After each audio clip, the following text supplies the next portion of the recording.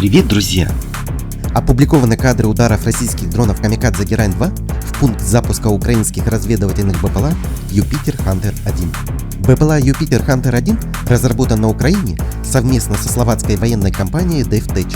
БПЛА «Юпитер» типа FTOL может взлетать вертикально и имеет дальность полета до 250 км при полезной нагрузке 2 кг. Время полета до 3 часов.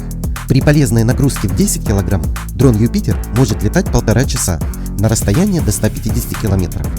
Управление дроном может осуществляться через Starlink. Без него дальность управления до 150 км. Замаскированный пункт управления БПЛА располагался в районе населенного пункта Дорошенково на северо-востоке от Шостки.